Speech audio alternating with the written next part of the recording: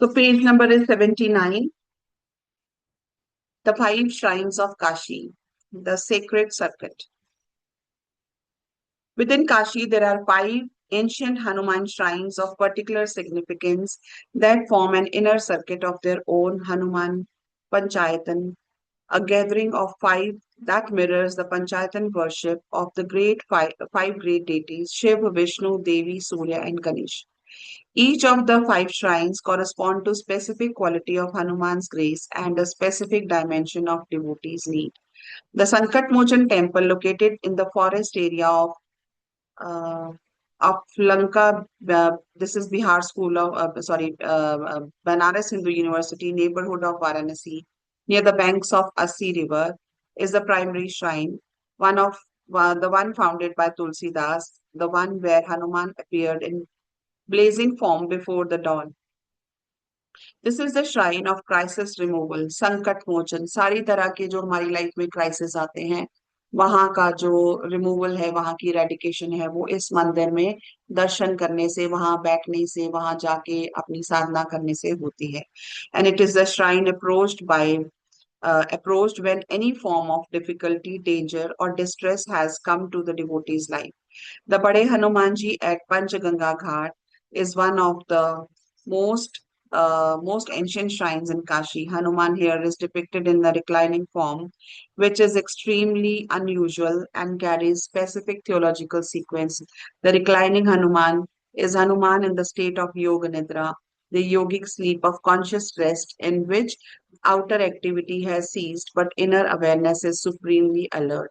This is the form approached for deep meditation, for the quieting of turbulent mind, and for the specific blessing related to sleep, dreams, and unconscious. The Hanuman at the Durga Kund Ghat is the shrine that most directly expresses Hanuman's connection with Devi Shakti.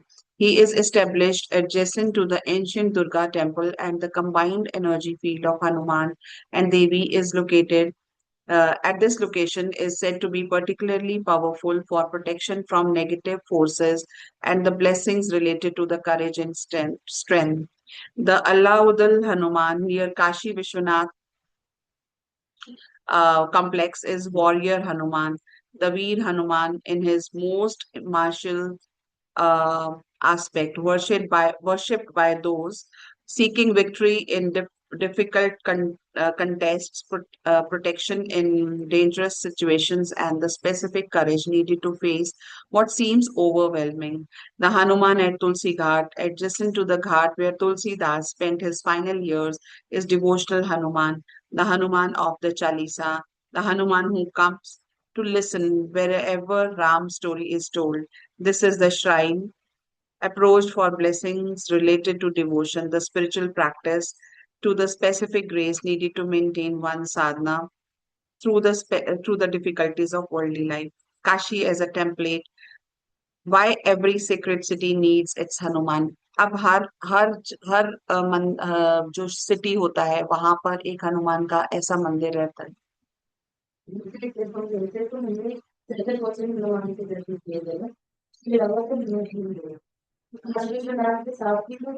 हाँ, और काशी विश्वनाथ, काशी में 56 विनायक का मंदिर भी है, 56 temples of Ganesh.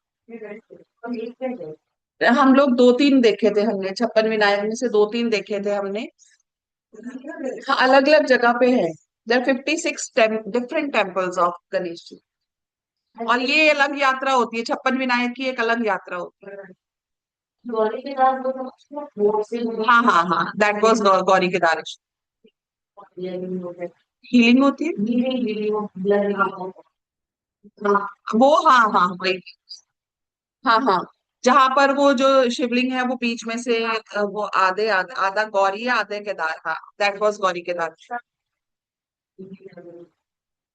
नहीं नहीं नहीं, वो अलग सारे पुराने ही है वहाँ, सीढ़ियाँ चढ़ के। The relationship between Hanuman and Kashi is not unique to Varanasi in one sense. Even though it reaches its most complete and most theological articulated expression there, the pattern of Hanuman as the guardian present presence of any place where the divine is particularly concentrated is repeated across the entire sacred geography of India. Every major pilgrimage site in India has its Hanuman shrine. Every ancient temple, अब कामाख्या में भी तो जहां पर हम लोग दर्शन के लिए लाइन में लगे थे लेफ्ट साइड पे, वहां पर भी हनुमान मंदिर था. सो आई हैव दैट पिक्चर भी, मैं दिखाऊंगी आप लोग. Every ancient temple complex has Hanuman at the gate. Every Shakti Peeth has Hanuman in attendance. This is not coincident and it is not mere a custom. It reflects a deep understanding of Hanuman's cosmic function. He is the being who makes sacred space safe, who maintains the spiritual atmosphere that allows the divine to be approached, who guards the threshold between the ordinary and the sacred. In the Agamic tradition, this function is called Kshetrapalika. तो आगमिक उसमें क्या कहते हैं, क्षेत्रपाल होता है. क्षेत्रपाल क्या होता है? जो उस जगह का प्रोटेक्ट करता है. ठीक है. The guardian of the sacred field. Every temple, every pilgrimage, every place where divine energy has been concentrated through centuries of worship, prayer, and authentic spiritual transmission needs a Kshetrapal, a guardian who helps the field intact. Hanuman is the supreme Kshetrapal of the entire Indian geography. He guards Kashi because Kashi is the supreme sacred field. He guards every temple because every temple is a lesser Kashi. He guards your home when you install his image at the entrance because your home, when you fill it with prayer and devotion, becomes a temple. Entrance does not mean on the door. Entrance means on in actually यहाँ पर entrance इसलिए मैंने लिखा है क्योंकि पहले क्या था, मंदिर जो होते थे ना वो ऐसे ही होते थे. जैसे नॉर्थ ईस्ट में मंदिर होता था तो साथ में ही नॉर्थ ईस्ट में वो एंट्रेंस होती थी, तो नॉर्मली एंट्रेंस पे ही मंदिर होते थे पुराने जमाने. तो इसलिए अब आप डोर्स पे वहां पर वो वाली entrance, this is not that entrance. And this finally is the deepest meaning of Hanuman's relationship with Kashi. Kashi is not a city, it is a state of consciousness. It is the state of consciousness in which the divine is so present, so palpable, so immediately available that liberation is not a distant goal, but an immediate possibility. And Hanuman is the being who makes that state of consciousness available not in Kashi, but wherever his name is spoken, wherever the Chalisa is recited, wherever a sincere heart calls upon him. He carries Kashi within him. He is a portable sacred city, the living Kashi that you can access wherever you are and in whatever condition you are, at whatever point on journey you have reached. So Kashi जो हनुमान जी हैं, he is the protector, he is the Kshetrapal, he is जहां पर हनुमान जी स्थापित है, जहां पर हनुमान जी की आपने प्रतिमा रखी है या पिक्चर लगाई है, उस एरिया को he starts protecting.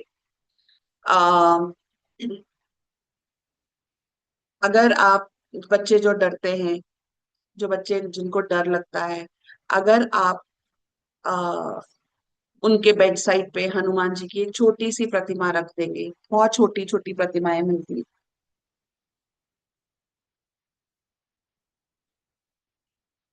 I just show you.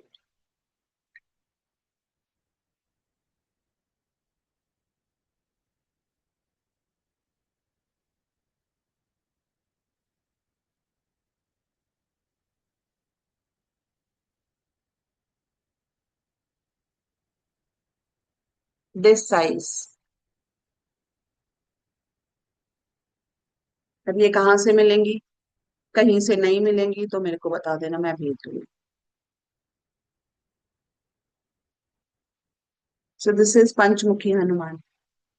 सो आप नॉर्मल जो अपने हनुमान जी हैं बैठे हुए वरद मुद्रा में या सिटिंग पोजिशन में, वीर मुद्रा में, आप उनको भी दे सकते हैं.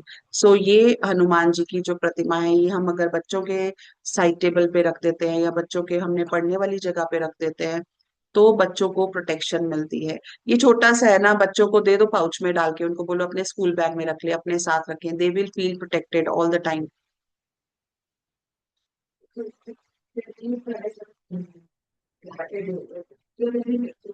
हाँ, पोस्चर का फर्क होता है। ये खड़े वाले थे, बैठे वाले भी दिखा देती हूँ। हाँ, एनर्जीज का फर्क। बैठे खड़े वाले basically he is ready for the war. बैठे वाले समटाइम्स ही इज मेडिटेटिंग। अब ये देखिए, इसमें ये बैठे हुए हैं, ये भी पंचमुखी हनुमान है। ये बैठे हुए हैं और ये आशीर्वाद मुद्रा में है। कोई भी रख सकता है। हाँ, पीरियड्स आए हैं तो साइड पे रख दो, हाथ मत लगाओ, अपने हस्बैंड की वाली साइड पे रख दो। ठीक है।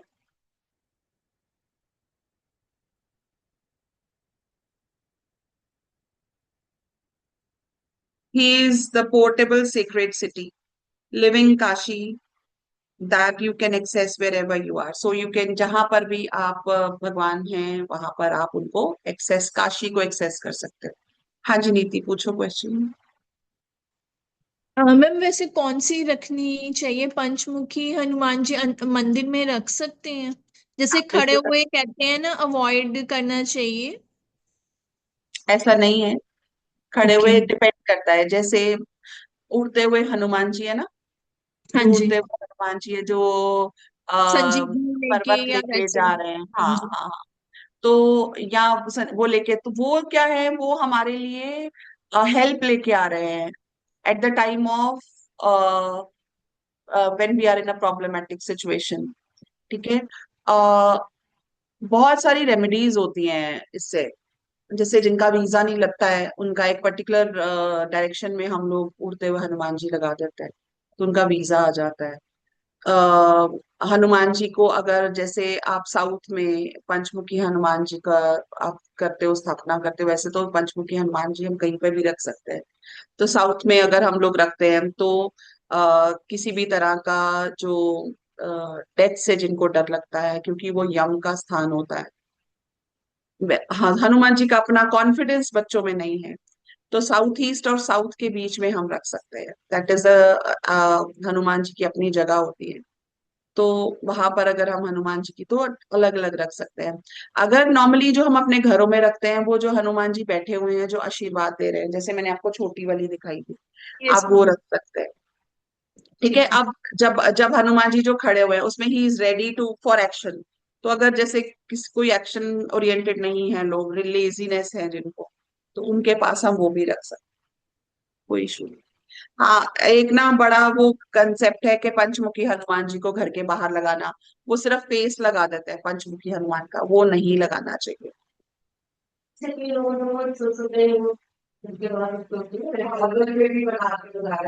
बंदर रखे होते हैं, बंदर होते हैं, वो तो रेमेडी होती है।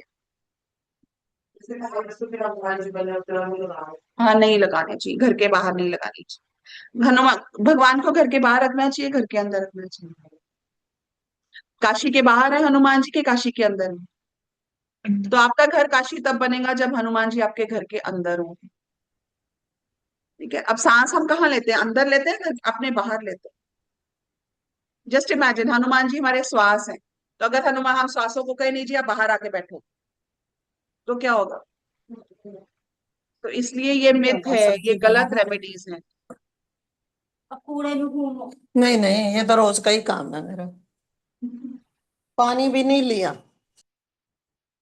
देखो, then is Bhairav and Hanuman, the fire and the love, two faces of one Shiv। बहुत इंपॉर्टेंट है ये, इसको ध्यान से पढ़ेंगे। Kal Bhairav and Hanuman are both forms of Shiv, but they are very different expressions of the same divine consciousness. And understanding this difference is itself a spiritual teaching. Bhairav and Shiva's most intense and most overwhelming phase. He is a force of sudden awakening, raw, absolute, and shattering. He does not ease you into anything. He confronts. His presence is like lightning. It reveals everything instantly and completely without warning, without comfort, without permission. When Bhairav appears in your life, whether as a sudden loss, as a devastating illness, a moment of existential terror that strips away every false certainty, you do not have any option of looking away. You face what you have been avoiding. The ego that has spent years building its fortress finds in a single encounter with Bhairav's energy that the fortress was made of smoke. Hanuman is Shiva's most loving, most accessible face. He is a force sustained of sustained devotion. तो क्या होता है? Bhairav basically क्या है? जब हमारे जो अ, जब हम सांस लेते हैं, सांस लेके जब हम इनहेल करते हैं तो वी गो, हमारी हमारे लेवल्स ऑफ कॉन्शियसनेस को क्रॉस करते करते करते करते हम लोग अल्टीमेटली जब वो एक ब्रेथ इनहेलेशन और एक्सहेलेशन में जो गैप आता है, वहां पर we just touch the supreme power and then we come back. And when we are coming back, we are crossing our causal body, our subtle body, and then etheric body, and then we come back to the physical body. और वो हमारा सांस वापस आता है.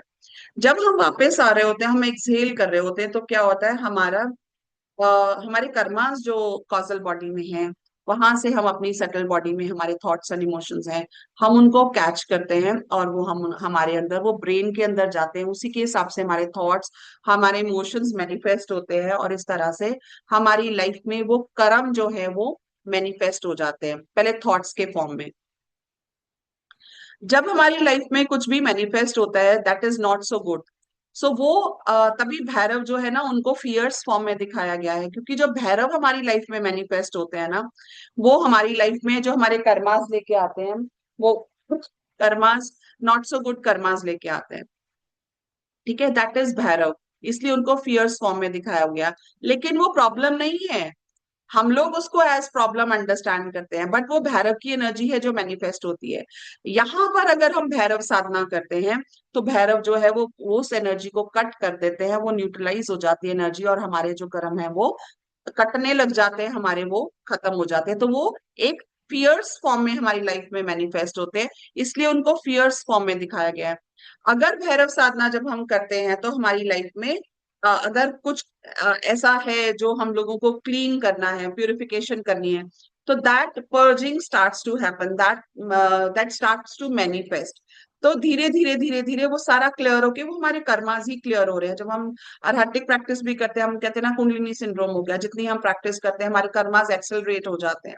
This happens with every sadhana. इसीलिए जो साधना के पथ पे लोग हैं ना, they have to be very courageous, और वो करेज हमें हनुमान जी भी देते हैं. ठीक है, आगे चलते हैं. Hanuman is Shiva's most loving, most accessible face. He is the force of sustained devotion, warm, patient, and always turned towards Ram. Where Bhairav strips away, Hanuman fills. Where Bhairav confronts, Hanuman accompanies.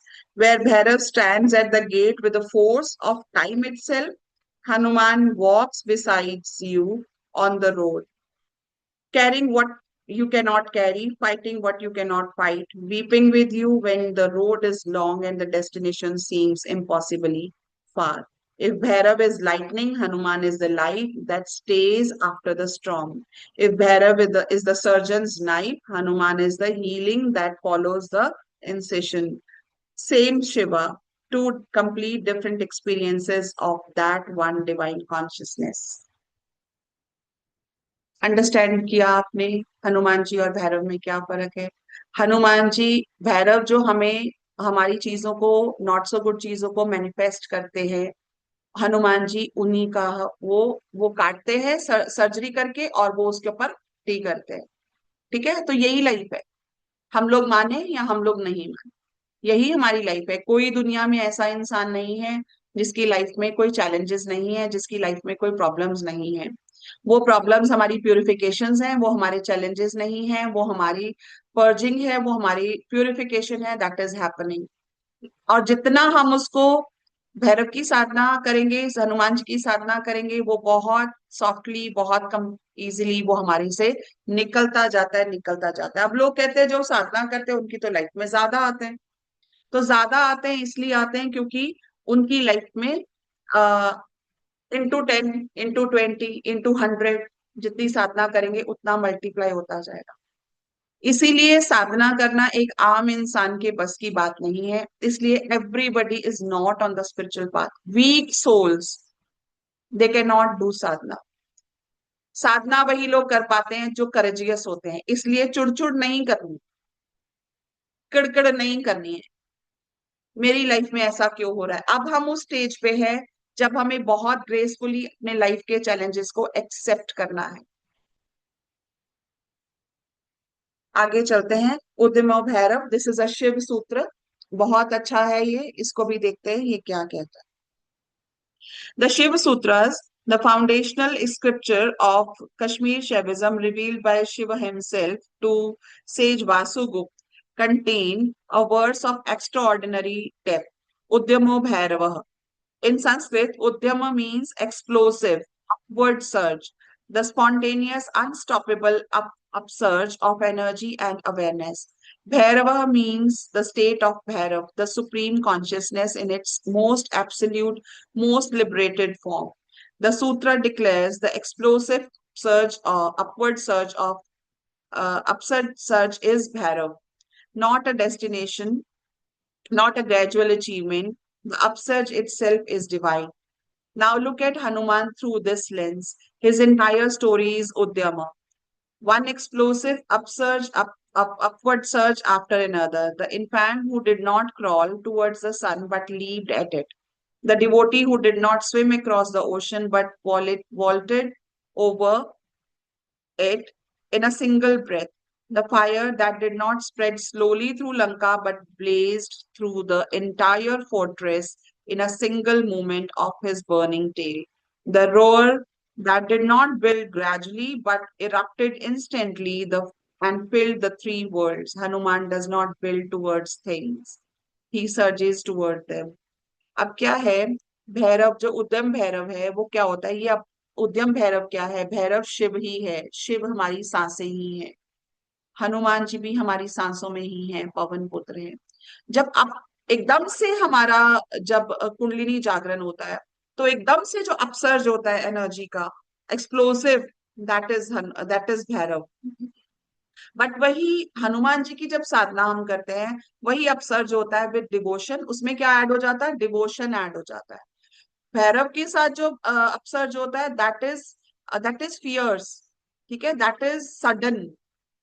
लेकिन हनुमान जी के साथ भी sudden होता है, but उसमें क्या added होता है? उसमें डिवोशन एडेड होती है। वो ही is always looking at Ram, and Ram is very very soft energy. Ram is मर्यादा पुरुषोत्तम। आपने सीरियल्स में देखा है ना, Ram is always smiling, he is always very very calm. वो कभी अपना जो काम है वो लूज नहीं करते हैं। He is very relaxed all the time. वो फियर्स नहीं हुए कभी भी, वो हमेशा सॉफ्ट रहे हैं। ही इज मोर ऑफ ईडा नाड़ी। His love for Ram has precisely this quality. It is not a gradually accumulating feeling. It is a spontaneous, total, all-consuming eruption of devotion that has no beginning you can point to and no moment where it is less than complete. Every time Ram's name is spoken in Hanuman's presence, there is Udyama. There, Udyam matlab, there is an upsurge. Upsurge of what? Upsurge of energy from the lower chakras to upper chakras. This is Bhairav's energy living inside Hanuman's devotion. The difference in how that energy experienced. When Bhairav's Udyam touches a human being, it is experienced as overwhelming, terror, as awe, as a dissolution of everything familiar. When Hanuman's Udyam touches a human being, it is experienced as love, as warmth, as courage, as the sudden sense that you are not alone and never were. It is the same upsurge, but the mediated through devotion, filtered through the golden vessel of consciousness that has made itself completely transparent to Ram. Same wave. Bhairav is the wave that knocks you down. Hanuman is the wave that carries you to the shore. तो हनुमान जी जब भैरव का आता है वो energy fears होती है, but जब हनुमान जी का उसी वहीं पर सेम एनर्जी है, बट जब वो फियर्स होती है दैट इज भैरव, जब वो सॉफ्ट होती है दैट इज हनुमान। हैं दोनों सेम है, same same consciousness, same energy. वो भी क्षेत्रपाल है, ये भी क्षेत्रपाल है। वो भी प्रोटेक्शन करते हैं, ये भी प्रोटेक्शन करते हैं। वो भी संकट मोचन है, ये भी संकट मोचन है, बट दोनों का तरीका अलग अलग। ठीक है। और जब हम दोनों की साधना करते हैं तो क्या होता है, अगर अपसर्ज है तो हनुमान जी आके वहां पे उसको सॉफ्ट कर देते हैं। अगर इतना सॉफ्ट है कि हम उस सॉफ्टनेस को हैंडल नहीं करें तो थोड़ा सा उसमें एग्रेशन डाल के भैरव और हनुमान जी दोनों हम लोगों को पार लगा। लव एंड दोनों विल ही है बेसिकली, बट डिवोशन है यहाँ, डिवोशन है यहाँ पे। लव जो है that is the extreme form of love. Extremity, जब लव जो अपनी पराकाष्ठा पे चला जाता है, पूरी पराका पूरी अपनी एक्सट्रीम लव जो होता है, that is basically love is a very small word. Devotion उसी का बहुत हायर लेवल ऑफ उसका इमोशन है। Bhairav wakes you up, and ये यहाँ पर आपको नेक्स्ट टॉपिक में और अच्छे से अंडरस्टैंड होगा कि भैरव जो आता है हमें जगाता है, और हनुमान जी जब हम दोनों की साधना करते हैं, या जी अगर हम हनुमान जी की भी साधना करते हैं, तो भैरव जो है वो हमें एकदम से जगाता है और हनुमान जी सॉफ्टली हमें ऊपर ले जाता है, निकाल देते हैं प्रॉब्लम से। These seven worlds contain the entire relationship between the two, the entire arc of spiritual journey. Think about what waking up actually means, not the gentle rousing of a pleasant morning, but the real waking up that spiritual tradition speaks of. It is rarely comfortable. It is almost never convenient. It happens when life delivers something you cannot absorb within your existing understanding of reality. A great loss, a great serious illness, the sudden recognition that life you have been living is not the life your soul came here to live. Have you ever experienced any one of this? आप सारी जिंदगी काम करते रहे, एक दिन आपको लगा ये जो मैं कर रही हूँ, ये तो मैं तो इसके लिए बनी ही नहीं हूँ। मेरे को ये बहुत बार फील हुआ। मेरे को पहले तो तब फील हुआ जब मैंने एमकॉम करने के बाद फैशन डिजाइनिंग का काम शुरू किया। ये एमकॉम की क्यों है? फैशन डिजाइनिंग करते करते ये लगा, नो नो नो, सक्सेसफुल होने का मतलब ये नहीं है कि this is what I need, this is what I want in my life. उसके बाद सब कुछ करके ये लगा कि नहीं, ये lifestyle is not me, this is not me, this is something else. आप सारी जिंदगी 50 years you have been living a life, and one fine day you realise all these 50 years जो मैंने किया, that was I think preparation. I'm meant for something else. Then हम सारी life अच्छे से स्मूथली चलती जाती है। मेरी एक फ्रेंड है, recently she lost her son. Life अच्छे चल रही थी, द सन वॉज एंगेजमेंट हो गई, सब कुछ हो गया, and one fine day the I mean she knock the door बेटे का मॉर्निंग में जाके, एंड ही वॉज नो मोर। एकदम से खत्म हो गई, लाइफ चेंज हो गई, सडन लॉस हो गया। कोविड आ गया, बिजनेस खराब हो गए, फ्लड आ गया, बिजनेस खत्म हो गए। घूमने गए लोग वहां पर हिमाचल में, वहां पर फ्लड्स आ गए। रोज ही फील होता है, लाइफ वैसी रोज, we are born every day. सुबह जब उठते हैं रोज हमारा नया जन्म ही होता है। तो रोज कुछ ना कुछ एक चीज हमें पता चलती है। कुछ टाइम में लाइफ में कभी एक ऐसी सिचुएशन आती है, हमें लगता है कि नहीं, ये तो मेरे लिए था ही नहीं। सो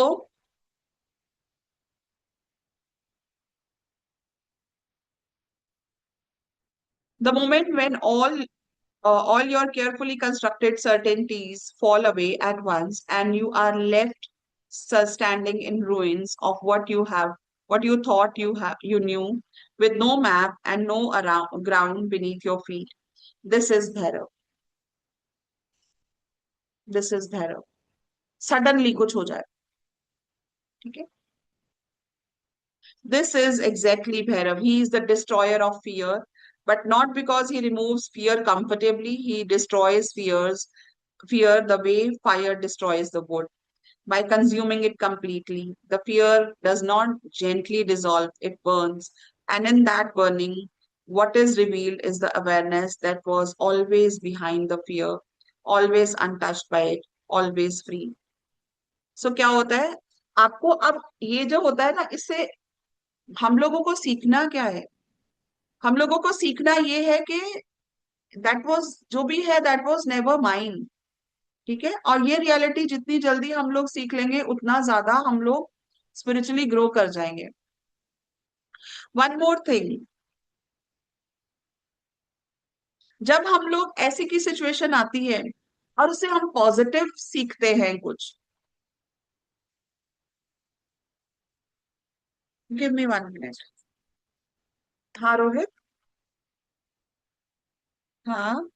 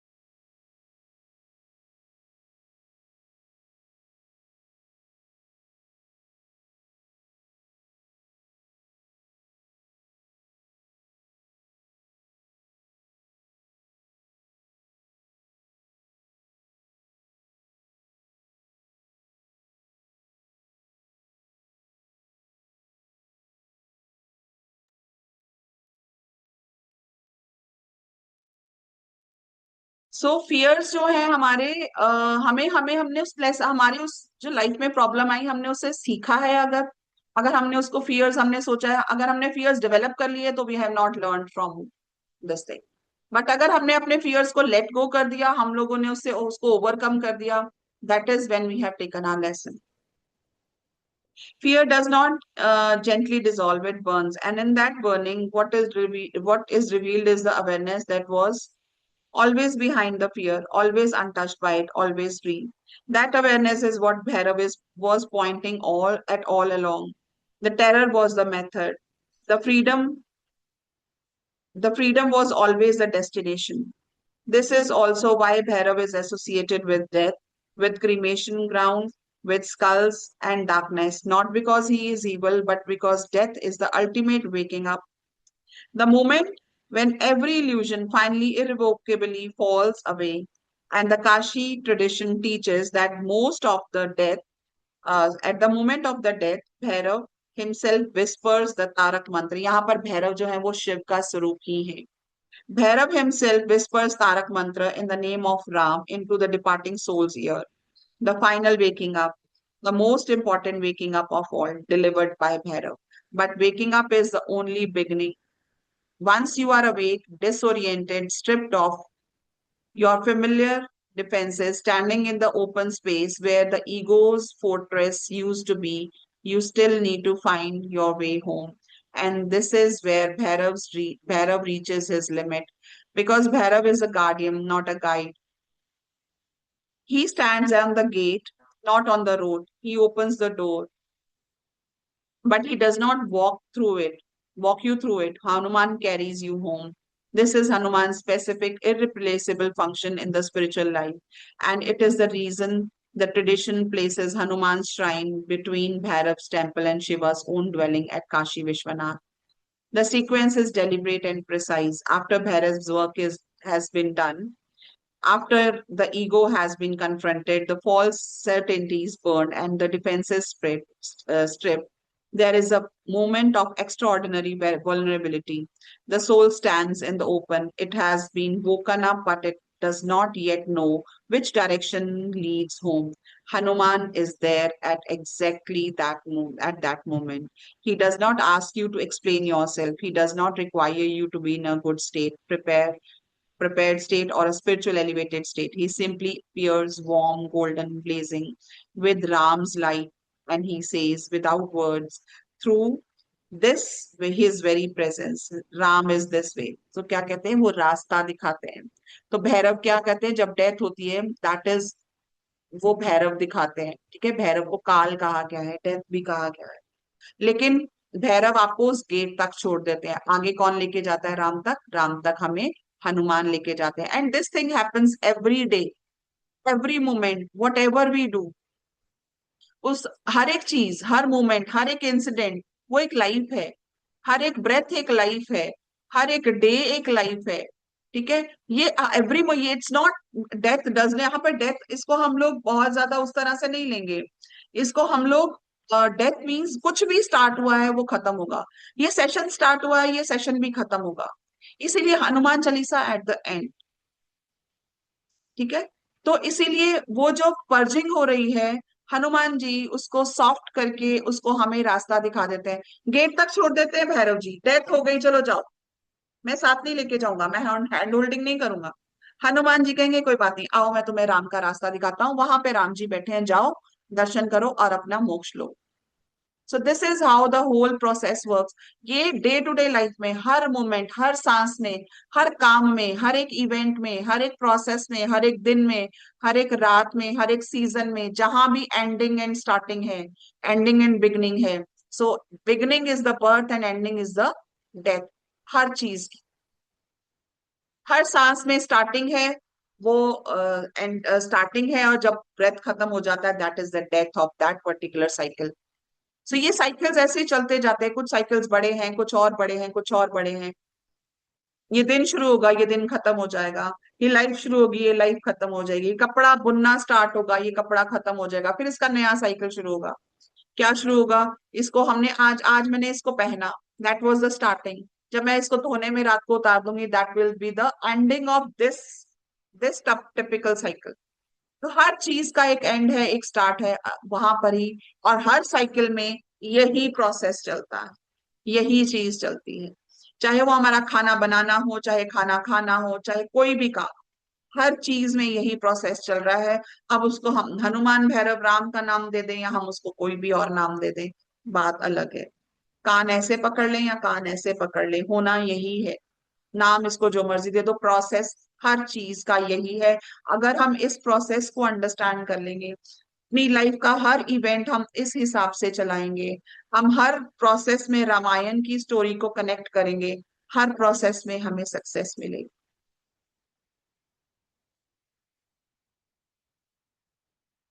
He does not require, okay, the sequence is deliberate and precise। यहाँ से नहीं, यहाँ से। And where Bhairav reaches, कहाँ से था?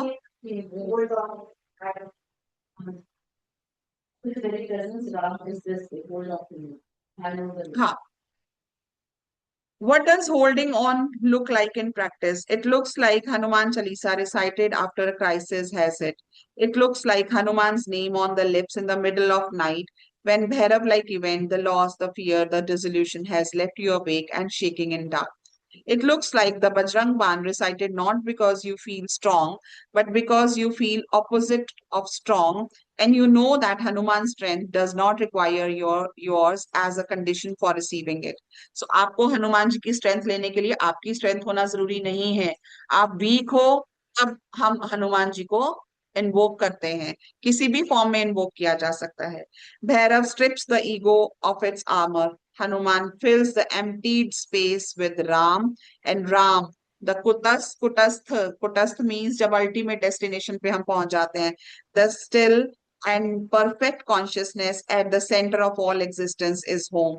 Not a place you travel to, a state you return to, the state that was always there before ego has built its fortress on the top of it.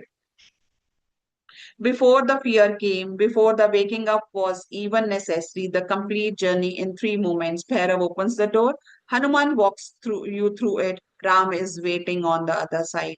And in Kashi, the city where Shiva holds this entire process in his palm, these three are not separated by theological distance. They are separated only by the distance of a short walk. Bhairav's temple, Hanuman's shrine, Shiva's own heart at Kashi Vishwanath. 3 stops on one sacred road. Three stages of one liberation, three faces of one Shiva, who wakes you up, carries you home, and receives you himself. In Kashi, Shiva stands besides every dying person and whispers Ram's name into his ear. That whisper is enough for liberation, even for a soul that never prayed, never practiced, never prepared, and who carries that soul across after the whisper. Who carries that soul after the whisper? Hanuman. Because when Ram's name is spoken, Hanuman is always ready there, already there. The name and the one who lives that name never separate. Shiva whispers Ram, Ram sends Hanuman, Hanuman carries the soul home. This is Kashi's promise, and Hanuman is the arms in which that promise is kept from the teaching of the Kashi Khand Skand Puran. This is taken from there. सो हनुमान जी को हम क्या समझते थे? हनुमान जी को हम समझते थे एक मंकी लाइक क्रीचर, एक ऐसा बीन जो बंदर जैसा दिखता है,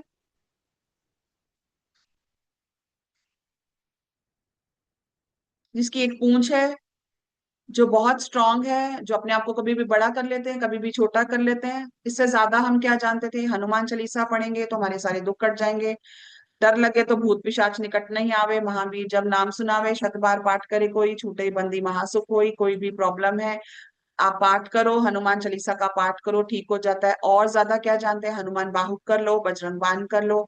और भी ज्यादा जानते हैं तो हम कहते हैं अच्छा चलो सुंदरकांड का पाठ कर लो। बट मोक्ष देने वाले हमें हनुमान है, और वो मोक्ष देने के लिए हनुमान जी हमारे सांसों में ही बैठे। He is always there. Every moment हम लोग हनुमान जी का, राम का नाम लेते हैं। Every moment he takes us near to Ram, near to moksha. इसीलिए राम नाम का जाप करके ही लोगों को मोक्ष मिल जाता है। इसीलिए भक्ति को बहुत आजकल जो मॉडर्न साइंस है ना, वेस्टर्न साइंस है, वेस्टर्न स्पिरिचुअलिटी जो भी है, sorry not science, western spiritual science जो है, वो कहते हैं ओ भक्ति तो ऐसे ही है, इतने साल लग जाते हैं, ऐसा होता है, ऐसा नहीं होता है। अल्टीमेटली आपको भक्ति को ऐड करना ही पड़ेगा। हनुमान जी जब तक एक्टिव नहीं होंगे तब तक बात नहीं बनेगी। सिर्फ ज्ञान से बात नहीं बनती है, भक्ति करनी ही पड़ती है।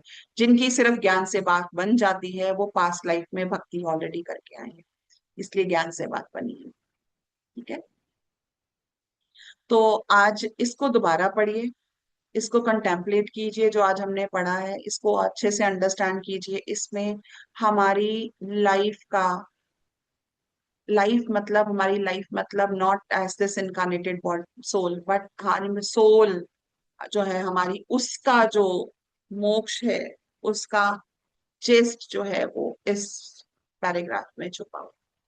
और काशी हमारे अंदर ही है। हमारी अपने अंदर की काशी को जागृत करने के लिए, हमारे अपने अंदर जो विश्वनाथ हैं, जो इस विश्व के जो नाथ हैं, उनको एक्टिव करने के लिए हनुमान जी और भैरव दोनों की जरूरत है, और देवी की भी जरूरत है।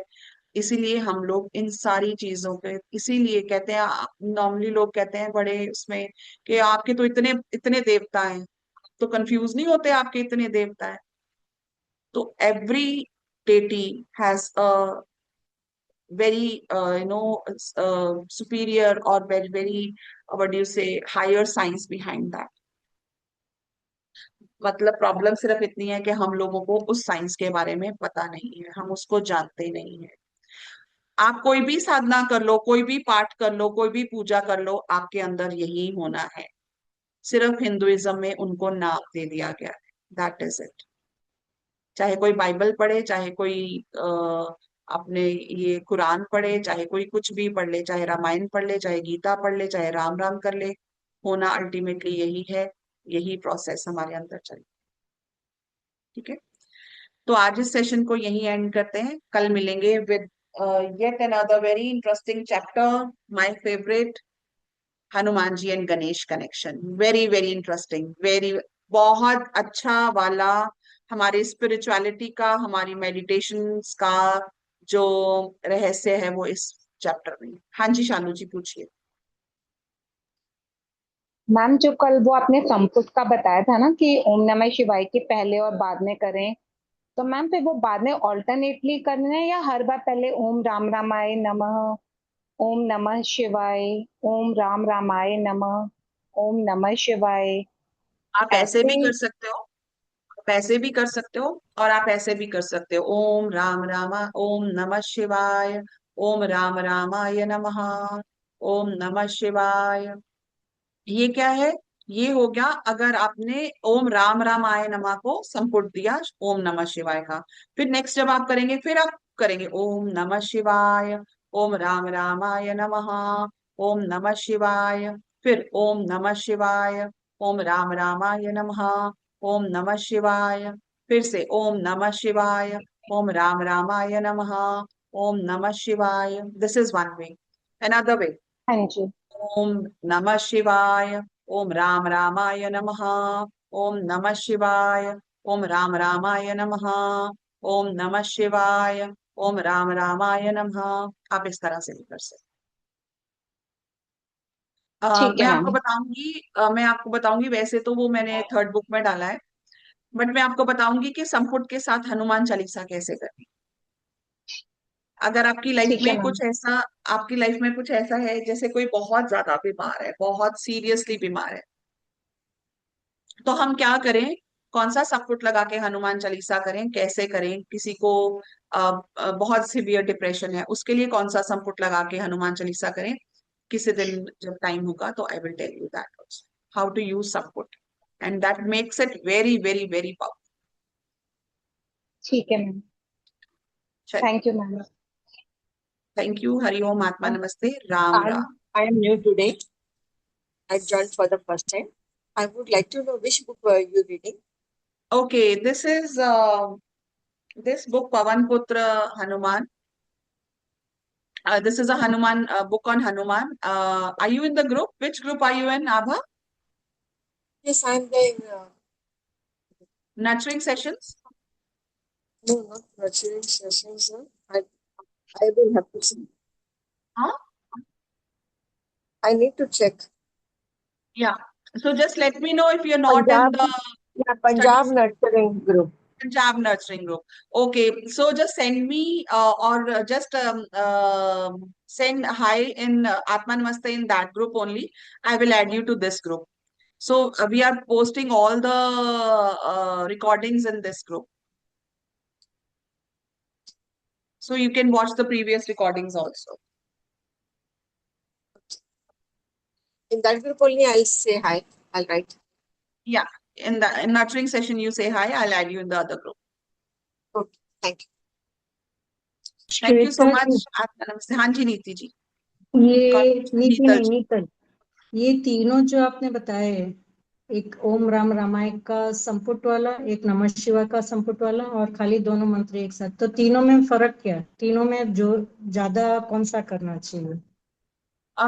देखिए, मैं तो हमेशा ऐसे ही करती हूँ, जैसे ओम राम रामाय नमः, ओम नमः शिवाय, ओम राम रामाय नमः, ओम नमः शिवाय, ओम Ram Ram. I always do this, but there are different ways. कुछ क्या कहते हैं, एक जैसे आपने राम रामाय नमः कर लिया ना, तो उसको आपने एक बना लिया, like that is also something. हाँ, वो नेटवर्क का थोड़ा इशू था। तो मतलब एक मंत्र के बीच में दूसरा रखना है या दोनों बारी बारी करना है? हाँ, आप दोनों बारी बारी भी कर सकते हो, आप दोनों, ये they are different ways, but I normally do the way I told Om you. Ram रामाय नमः, ओम नमः शिवाय, ओम राम ओम रामाय राम नमः, रामाय ओम नमः, नमः ओम शिवाय, नमः शिवाय। यस, ठीक है। बारी बारी एक एक ले रहे हो ना? हाँ क्योंकि जो यस्टरडे आपने बताया था वो ओम राम रामाय के बीच में ओम नमः शिवाय रखा था। हाँ, दोनों तरह से कर सकते हो, आप किसी को भी कर सकते हो। आपने, आप देखो, आपने मंत्र आपका, आप मंत्र कौन सा कर रहे हो? अगर आप ओम नमः शिवाय कर रहे हो और राम रामाय नमः से संपुटित कर रहे हो, या आप राम रामाय नमः कर रहे हो, आप ओम नमः शिवाय से संपुटित कर रहे हो, का मेन मंत्र जो है उसको आपने बाद में बोलना है, पहले उससे आपने संपुट बोलना है। ठीक है। ओके, और ये दोनों बारी बारी भी चलेगा, ठीक है? तो तीनों करने से पावर सेम ही रहते हैं कि कुछ फर्क पड़ता है कि क्या है? मैंने कभी ट्राई नहीं किया, but what I can sense, क्योंकि जब हम लोग हनुमान चालीसा में भी करते हैं, तो जो हम लोग सैंडविच बना देते हैं, that makes, I think that will be more hmm. Powerful. ओम राम राम नमः, ओम राम रामाय नमः, ओम नमः शिवाय, ओम राम रामाय नमः, ओम राम रामाय नमः, ओम नमः शिवाय, ओम राम रामाय नमः, ओम राम रामाय नमः, ओम नमः शिवाय, ओम Ram. This will okay, be, I feel more powerful. तो वो सैंडविच की आवाज ज्यादा रहेगा.